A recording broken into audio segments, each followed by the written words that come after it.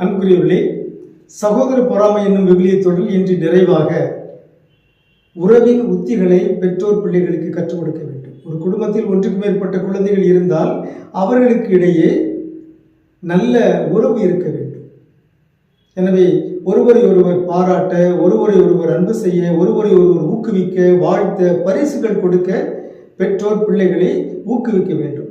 தொடக்க நூல் 24:60 இறைமொழியில் நாம் ஒரு வித்தியாசமான ஒரு காட்சியை பார்க்கிறோம். ரெபேக்காவுக்கு திருமணம் ஆவதற்காக அவள் குடும்பத்தை விட்டு பிரிந்து ஆபிரகாமுடைய வேலைக்காரரோடு செல்ல வேண்டும்.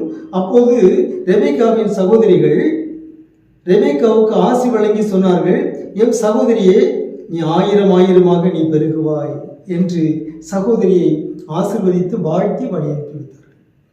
எல்லா குடும்பங்களிலும் உடன்பிறப்புகள் ஒருவரை ஒருவர் ஆசீர்வதிக்க வேண்டும், ஒருவரை ஒருவர் வாழ்த்த வேண்டும், ஒருவரை ஒருவர் உயர்த்த வேண்டும். நீ 1000 பெருகுவாய் என்று அவர்களை சொல்ல வேண்டும். எனவே ஒரு வீட்டில் பிறந்த நாள் வந்தால், ஒரு சிறப்பு கொண்டாட்டம் இருந்தால், மற்ற பிள்ளைகள் இந்த பிறந்த நாள் கொண்டாடுவோரை எல்லோரும் சேர்ந்து வாழ்த்த வேண்டும், எல்லோரும் சேர்ந்து பரிசுகள் கொடுக்க வேண்டும், எல்லோரும் சேர்ந்து ஆசீர்வதிக்க வேண்டும், மன்றாட வேண்டும், பிள்ளைகளுக்கு ஜெபிக்க கற்றுக் கொடுக்க வேண்டும்.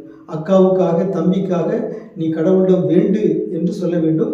இறைவேண்டல் செய்யும் பொழுது பெற்றோர் பிள்ளைகள் காது கேட்கும்படியாக ஒவ்வொரு குழந்தைக்காகவும் மன்றாட வேண்டும்.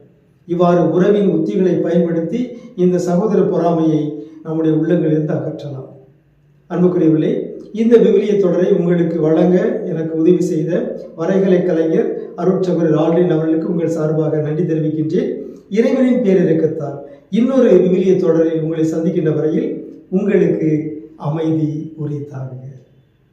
துணை நன்று எத்துணை நன்று அத்தனை பேரும் ஒன்றி வாழ்வது